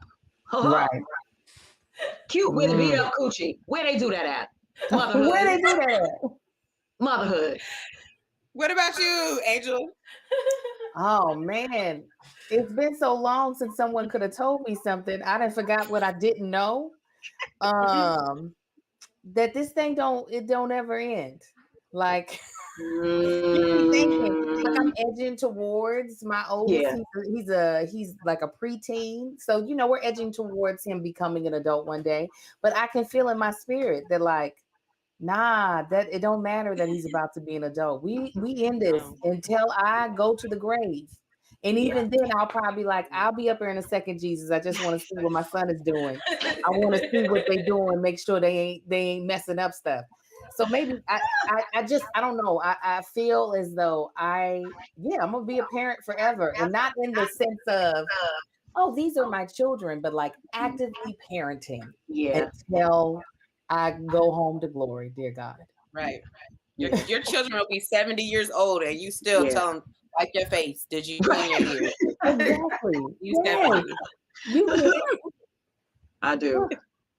What about you, Roxy? Man, I don't know. I kind of have 2 because mine is part like the tear, but also the bottom part of your stomach don't ever go back. Like I got a 6-pack kind of, except the bottom. Like just the bottom don't want to be part of it. It's too different. I want to show y'all. Can I show y'all? Yeah, I want to see why I got y'all look. Why? Yeah, no, we want to see. You see, I got kind of a 6-pack, but the bottom, I'm not joining in the game. That's part of it. And the other one, because I had my child at 19, like my baby's 12 now, so I had her kind of young. I didn't understand how much money parenting is. Like it's so like your money's not your own anymore when you have kids at all. Like even when I want to just like buy stuff for myself, I'm like, but I could be buying that's food for the baby. Like if I spend $200 on this toy, that's her college fund. You know what I mean? Like just you can't. Nothing's your own anymore. There we go. That's fine. Ooh, that part. Like I want to tell y'all. No. I just said that this morning because my son is going through a phase right now where he comes in our room every night, 3 a.m., 4 a.m., whatever. He gets in and of course I'm asleep. So I'm like, whatever. I just pick him up and I throw him in the middle, right? And by the time I wake up at like 7 a.m., I'm telling you, I'm on this much of the side of the bed.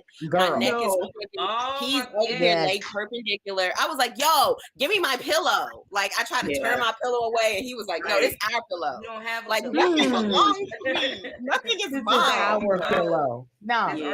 My baby 12 and still does that. They don't care. Like, your back be broken. You be waking up with knees in your spine. Like, toes up your nose, like, come on, sis. They don't care. You know what? Angel told me this one trick that I wish I would have learned. Ooh, what? Come on, I did not know that onesie. You remember? I didn't know that onesies could go down, y'all. I thought you were supposed to take them up. So when my son would have a blowout, and I was like, "Oh, I gotta roll it up like over his head," And he's like squirming around, and there's like poop residue on him somewhere. And like I remember, Angel came onto my mommy podcast, and she was like, "Yeah, why the shoulders are like that? Because you're supposed to just peel it down." And I was like, "I did not know that." You a motherhood wrong this whole time. What?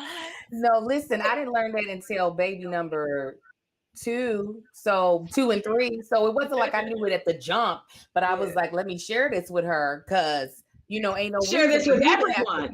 Yeah, you know what I'm saying? There's no reason for you to have to go through your whole first baby not knowing that because that dookie that's something that nobody told me. I kind of learned that as an aunt is that the dookie don't just stay where the booty is. No. The dookie has a passport and be traveling around everywhere. And I don't understand. Car seat.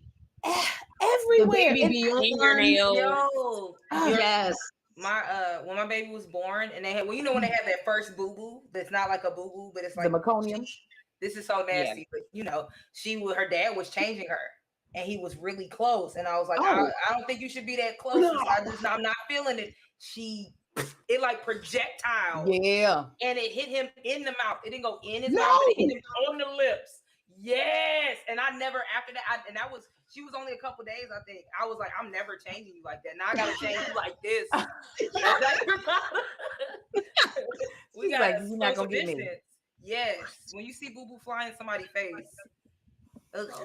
it changed your life. It changed your life. What's probably one of the most joyous things that y'all have learned through motherhood? That, well, for me, because I have a gajillion children, that like you have a never-ending well of love. Like it does not run out. It doesn't matter if you know, you don't have the time to like give to all of them as much as you want to.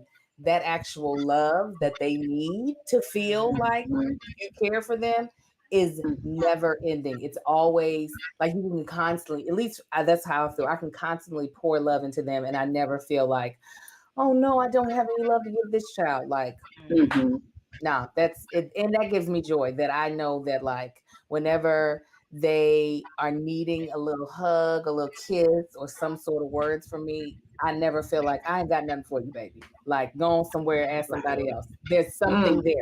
Yeah. I don't have energy always to give the love. It's there, but I be tired. So I be like, Ava, can you go with your daddy? He got a little hug for you. He got some kisses. He got energy to read books right now. Mama ain't got it. I got the love, baby girl. However, I ain't got the stamina. But to your point, Angel, I did not know that the love for my child was the love that I needed my whole life. That the beautifulness and the depth of the love that my daughter has for me is unmatched. And her little kisses and her telling me, Mommy, I love you so much, Mommy. You know, when I'm at home and I'm working and she wants to help me, that right there, I could have never imagined, even when she was an infant, I could not have imagined that it would feel like this when she could communicate it back to me. I love that. Jesus. I know, like, don't make me cry. I'm so emotional already. Girl, you on your period? Mine is coming next week. Baby. Oh Lord, don't have no sex. Don't have no sex. Nobody touch me. No one touches me. Right. I'm good. It's me now. I guess mine would be I think my child gives me like a sense of purpose. Like I had her, like I said, I had her really young. I had her at 19, and most of her life I've been a single mom. Her dad sucks. But that happens sometimes. We need to go pull up at his house, girl. You got 3 of us. Please. Everybody watching. He get on my nerves. He's terrible. We can throw these hands. But like, you know, so I've always like most of the time I have her. So it's like, you know, she makes me focus. You know what I'm saying? Like I have to do this. I have to get this stuff done. So if I don't get this stuff done, I'm not gonna be able to spend time with you. If I don't get this stuff done, I'm not gonna be able to have money to provide for you. And like I said, since I had her so young, I was just out here. I was wilding. I'll admit that. Like, you know, good. I wasn't really planning on doing anything really with my life. I didn't have any structure, any of that kind of stuff. But like when you have a child and you have to be selfless, and it's like, okay, the actions that I'm doing are gonna affect you as well. It just gives you that sense, like, no, I have to.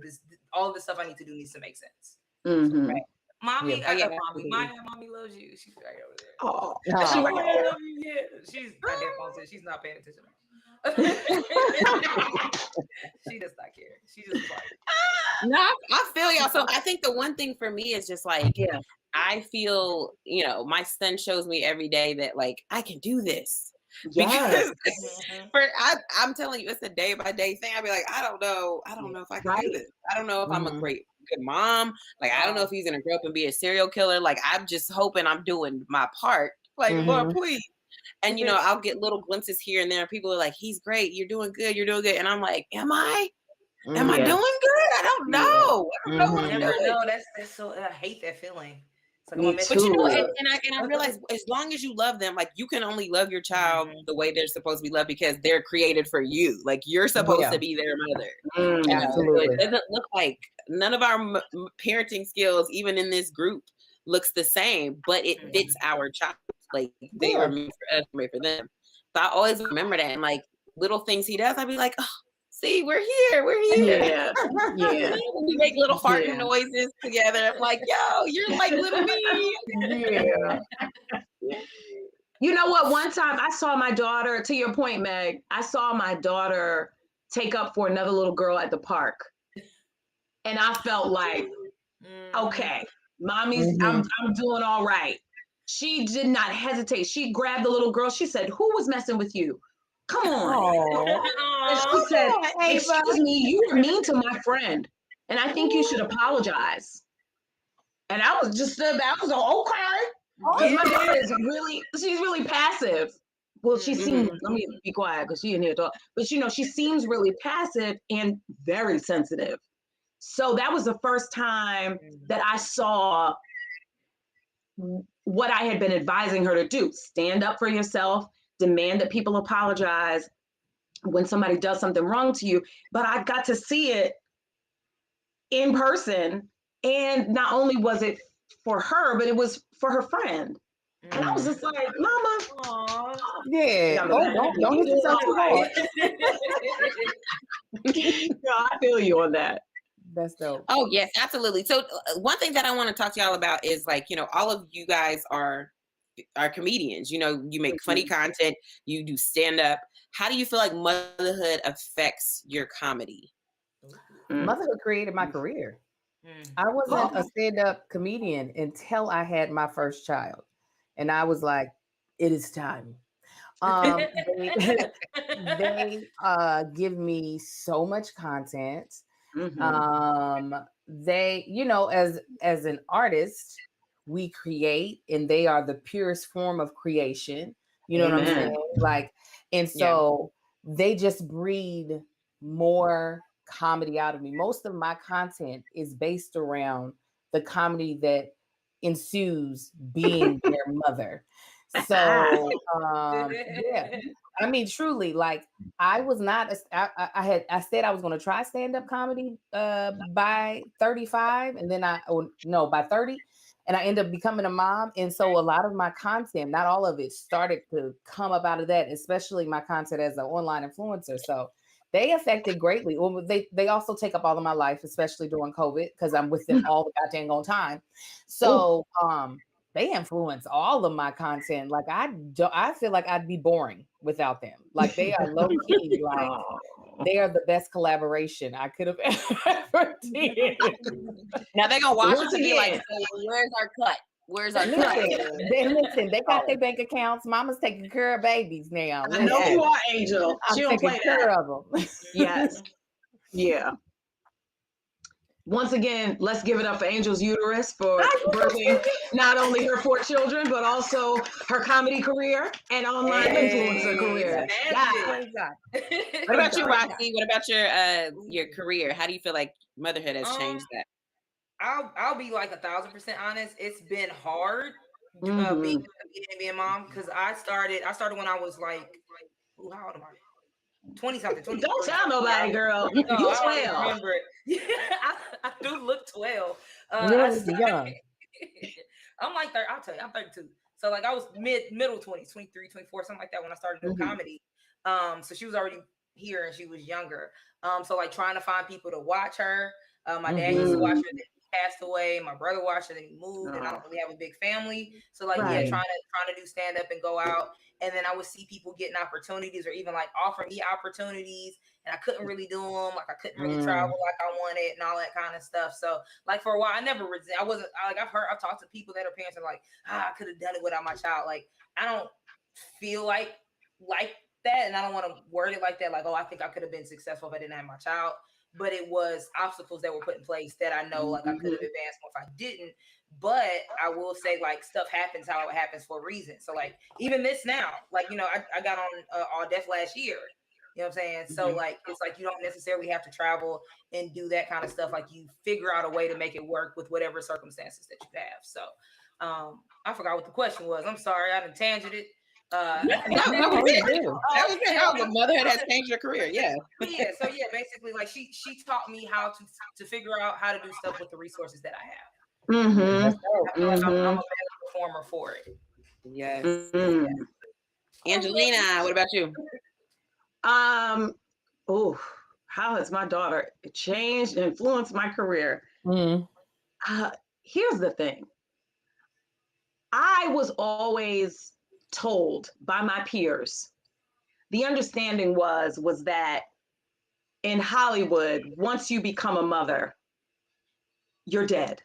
Once you settle down, you get married, you have have children and or married, that you won't work, or it's harder to work.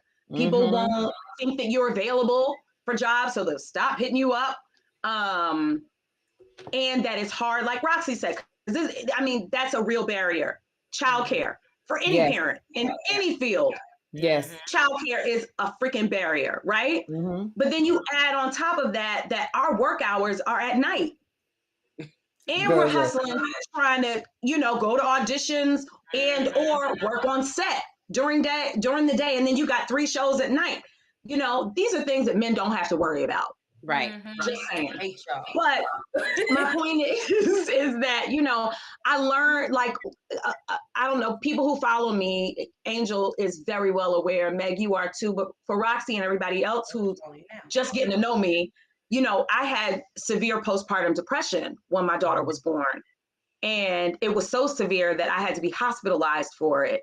And, it ended up, it was very, very, very shameful and guilt-ridden and embarrassing and sad, but God has made a way to allow me to create my own lane, my own career options, my own jobs, plural, like Phaedra said, jobs. Okay. Because I had postpartum depression and I'm honest about it,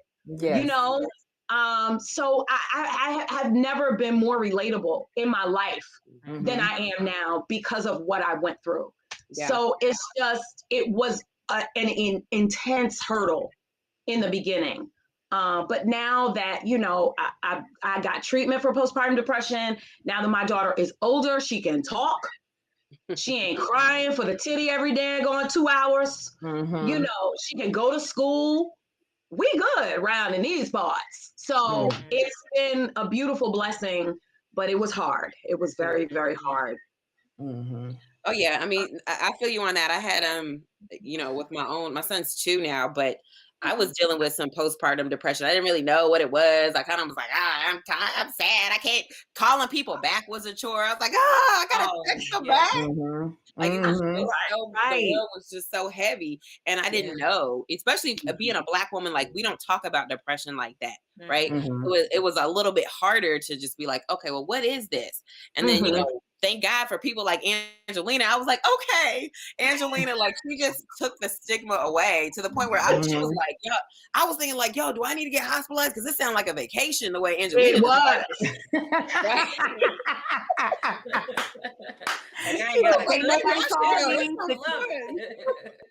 Yes, it was. But I'm telling you, it's, I think the one thing for me, I have been by myself, career woman for most of my life. I added a man and a baby pretty much at the same time. Okay. So within a span of 2 years, I was engaged with a child, but I had been by myself, just focusing on my career for 30 something years.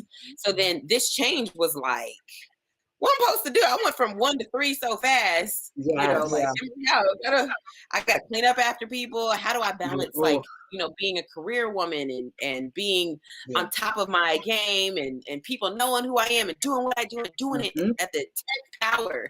How do I do that? But also make sure my child is a functioning, wonderful adult when he grows up. Like, how do I do all that and feed myself, drink enough water, try to lose weight, you know, like it's a lot. It is. It's so much. But you know what? As mothers, we've learned to do it gracefully. I feel like when I look at each one of you guys, I look at your stories, I look at your Instagram pages, and I am always just like, you guys are doing it. You are too. Yes, yes. Thank you. Yeah. So before we get out of here, I want to ask y'all one last question. Okay. For women who either don't want children or don't have a child who want a child, or what's one piece of advice that you would give them as far as something that you've learned, you know, something that you've come across in your journey as a mother? What's one thing, whether they have kids or not? I would say this. I'll start off. I'll say this. You're an absolutely pure, wonderful woman if you have kids or not. You are complete. That part. Complete. Ooh. You know, and I think motherhood just teaches you a different version of yourself, but without kids, you're still complete. Like, that's one thing that I want to say. Yeah. And go ahead, Angelina. No, go ahead. No, girl. Give me some time to think. Go ahead. I would say whether you're a mom or not, and whether you're married or single, regardless of whatever relationship you add to your life, you are your number one priority. Whether you add a man, you should still be the number one priority. Whether you add a child, you are still the number one priority. Yeah. Because if you're not able to take care of yourself and keep yourself healthy and take care of your mental health, take care of your emotional health, you ain't gonna be much of anything to anybody else. So I think a lot of times there's a false narrative of once we add someone to our life, we have to elevate them above our own needs, above our own concerns. And I'm not saying be selfish. I'm saying make sure you good. You know, like they say on the plane, take care of yourself before you take care of somebody else. Yeah. So that's something I feel like is a false narrative that's put on us, especially Black women. We feel like we got to take care of everybody else. Everybody else will be fine. Take care of yourself, regardless of whether or not you have kids, regardless of whether or not you're in a relationship. Yeah, you just spoke to my spirit, because I have the hardest time taking care of myself. Yes, just even my most basic needs. I'm just like, no, Ava needs this, my house needs this, I gotta do, you know. So thank you for blessing me with that word on today. Because I want you to take care of yourself, because you do take care of a lot of people. Angelina is activist mom, okay? Yeah, she's changing the world one video at a time, one crusade at a time. So you can't do all of that without making sure that you're okay. I mean, because we want you to be doing this for a long time. The world needs it, but you need yourself to be able to show up for yourself. Oh yeah. Thank you. Absolutely. Thank you for reminding me, Angel. Thank you. I will say that to women who want kids, don't want kids, are not in relationships, wherever you are, I think one misconception is that motherhood is this fantasy, this dream come true. And it was not for me for a long, long time. Don't believe the hype.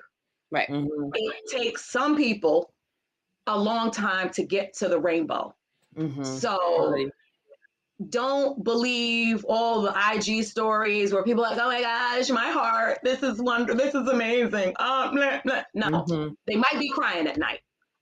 Yeah. So, so work, live, enjoy your life at your own pace. Do what you want to do. And half those people that are telling you, oh, when you can have a baby, when you gonna have a baby, ain't gonna help you. So you do it on you, your uterus, and your man's sperm time. Okay. Amen and amen. Amen. Yes, Roxy. I guess. Oh man, I don't know. Y'all kind of said what I was thinking. Say it again, because you're gonna say it in a different way. Yeah, I guess part. What I was thinking is a lot of times, like we already said, like with just Black women in general, we don't focus on our mental health enough.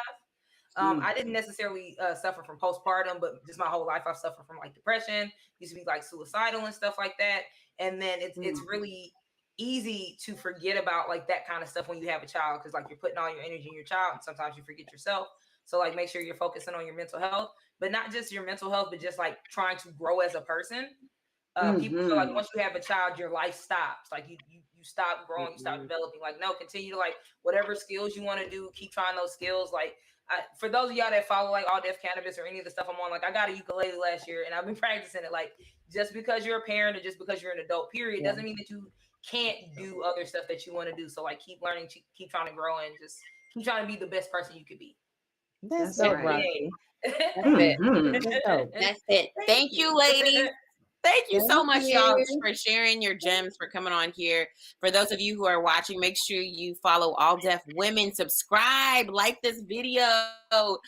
We've got a lot of great content coming out on the channel. There's already stuff on the channel, as today is our official launch day. Thank y'all so much. Thank y'all for watching. Share the channel with somebody you know. And if you have any ideas, like write it in the comments. You know, we never know. We might do some of these ideas. So thank y'all so much, and support All Def Women, because when you support women, that means you love the Lord and you love the world, and you're gonna okay, you're gonna be successful in life because women run the world. Okay. Thank y'all. We'll see you later. Positive, and I loved it a lot. Okay, bye. This is nice. This was fun. Bye, ladies. Bye.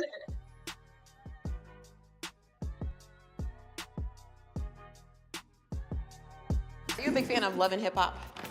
I try not to be. Well, on one of the episodes, Yandy, her husband Mendices went to prison for 8 years. If your husband went to prison, would you stay with him? 8 years? 8 years. Okay, what if he was there for like 6 months? Yeah, it depends on what he went to jail for. So then wait, if you found out he was going to prison for 8 years, would you immediately tell him like, so we're done? Or would you like try to write it out for like a year and then be like, we're done? Well, you should have known that when you did the crime that you was gonna be in jail for a little bit of time. Okay. So yeah, you made that decision before you went into jail that you didn't want to be with me.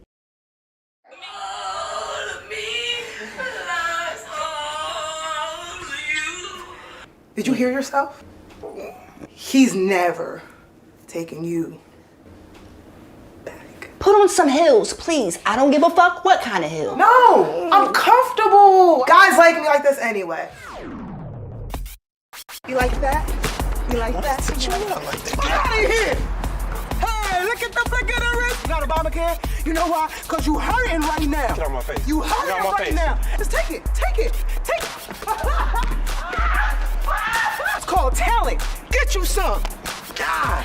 Nah, but for real though, when you gonna let me get that one-on-one rematch? Naked. Oops. I thought you liked chicks. I would never date you. Your dick probably bigger than mine. When's the last time you shaved your armpits? Ugh! Give me my ball back. Fine. I'ma throw these heels on. Thank you. But not till we get to the club. She's gotta be difficult. Just like a nigga. You know? Niggas are difficult, just like her. I'm in the store and this lady's complimenting my hair. And she's like, oh, it's so pretty. Your hair's so pretty. And my child, out of nowhere, for no reason, goes, it's a wig. I just saw her pick it up off the floor. First of all, the lady didn't know that it was a wig. She was Caucasian. She didn't know it was a wig, number one. Number two, why you gonna tell her I had this shit on the floor, bro? Why would you tell her it was on the floor? Like, I just mismanaged my wigs. Floor wigs sound so dusty. I sound filthy. Thank you, child. I don't know what to do.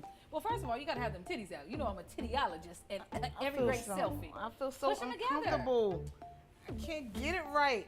You know what? I'm gonna just go ahead and let you lose then. Go ahead. No, I'm not gonna lose. What I'm not gonna do is lose. And with all that complaining, you go over there and lose. How do you do this? How do you have your boobs just hanging out all day, dog? First of all, don't come at me like that's not a good thing, okay? These titties got you all them free drinks last time we went out. Oh my gosh, these Push it titties. up. Push it. Well, yeah. My titties is too old. These are old titties, man. Make them look like young titties, though. Look, show them a little bit see, you're covering up the areola. You gotta show them like the. I can't show my areola. That areola is for the Lord and my husband. Oh my gosh. First of all, the areola is for your husband. The little crevice, that's for the world to see. Show us the little peak. What peak? The little peak, right there, like you're going to the beach. The little bit of sand. Show that. Ew, I can't. Ooh, right there, girl. Yes. Now, come on now. Duck lips is out. Duck lips is out. Duck lips or no? Duck lips are out. Okay, this nipple's hard. I'm embarrassed. That's perfect. No. A hard nipple? You know what? I'm not even gonna help you beat me. You right. That's terrible. Warm your nipples up and loose. All I want to do, see, nobody even knew I had a tattoo. All I want to do is I got a titty tattoo too. But I didn't want anybody to know. It's a secret when it says John Sear, love and sweetness. It has nothing to do. It's just for me. I'm covering I thought you was about to say it said John 3:16. That was about to say. I got it right in the middle of my back, girl. You got a religious tramp stamp? Yeah, girl, because I am a religious tramp. Just chill. All right. You got anything for that, Moscato? Hey, well, I'm really sorry about that.